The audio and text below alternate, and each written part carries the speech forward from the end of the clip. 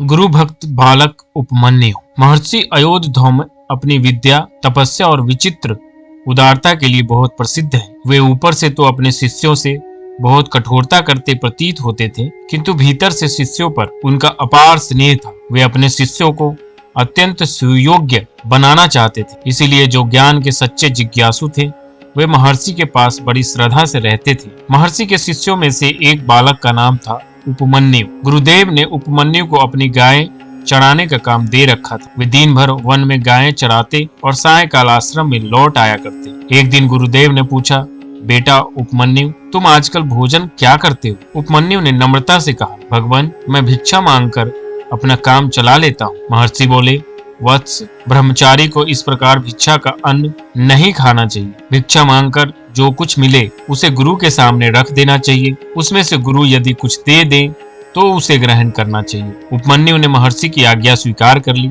अब वे भिक्षा मांगकर जो कुछ मिलता उसे गुरुदेव के सामने लाकर रख देते। गुरुदेव को तो शिष्य की श्रद्धा को दृढ़ करना था, अतः वे भिक्षा का सब अन्न रख लेते, उसमें से कुछ भी उपमन्यु को नहीं देते। थोड़े दिनों पीछे जब गुरुदेव ने पूछा, उपमन्यु, तुम आजकल क्या खाते हो? तब उपमन्यु ने बताया कि मैं एक बार की भिक्षा का अन्न गुरुदेव को देकर दोबारा अपने लिए भिक्षा मांग लाता हूँ। महर्षि ने कहा, दोबारा भिक्षा मांगना तो धर्म के विरुद्ध है। इससे गृहस्थों पर अधिक भार पड़ेगा और दूसरे भिक्षा मांगने वालों को भी संकोच होगा। अब तुम दूसरी बार भिक्षा मांगने मत जाया करो। उपमन्यु ने कहा, जो आज्ञा। उसने दूसरी बार भिक्षा मांगना बंद कर दिया। जब कुछ दिनों बाद महर्षि ने फिर पूछा, तब उपमन्यु ने बताया कि मैं गायों का दूध पी लेता हूँ। महर्षि बोले, यह तो ठीक नहीं।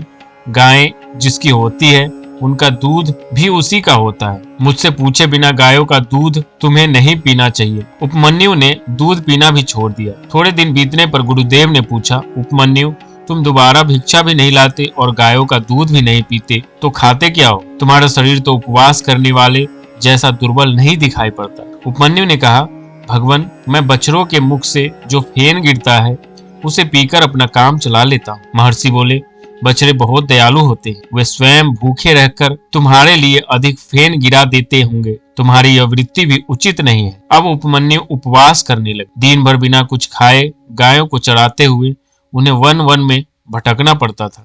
अंत में जब भूख असहाय हो गई तब उन्होंने आक के पत्ते खा लिए।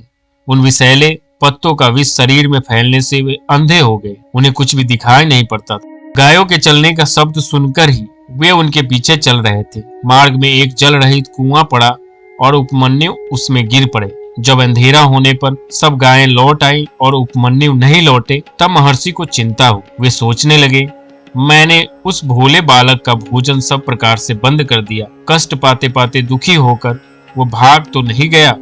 उसे वे जंगल में ढूंढने निकले और बार बार पुकारने लगे, बेटा उपमन्यु, तुम कहाँ हो? उपमन्यु ने कुएं में से उत्तर दिया, भगवान, मैं कुएं में गिर पड़ा हूँ। महर्षि समीप आए और सब बातें सुनकर ऋग्वेद के मंत्रों से उन्होंने अश्विन कुमारों की स्तुति करने की आज्ञा दी। स्वर के साथ श्रद्धा पूर्वक जब उपमन्यु ने स्तुति की तब देवताओं के वैद्य अश्विन कुमार वहां कुएं में प्रकट हो गए। उन्होंने नेत्र अच्छे करके एक पुआ उपमन्यु को देकर खा लेने को कहा, किंतु उपमन्यु ने अपने गुरुदेव को अर्पित किए बिना वह पुआ खाना स्वीकार नहीं किया। अश्विन कुमारों ने कहा, तुम संकोच मत करो। तुम्हारे गुरु ने भी अपने गुरु को अर्पित किए बिना पहले हमारा दिया हुआ प्रसाद मानकर खा लिया था। उपमन्यु ने कहा, वे मेरे गुरु हैं, उन्होंने कुछ भी किया हो पर मैं उनकी आज्ञा को नहीं टालूं। इस गुरु भक्ति से प्रसन्न होकर अश्विन कुमारों ने उन्हें समस्त विद्याएं बिना पढ़े आ जाने का आशीर्वाद दिया। जब उपमन्यु कुएं से बाहर निकले, महर्षि अयोध्या ने अपने प्रिय शिष्य को हृदय से लगा लिया।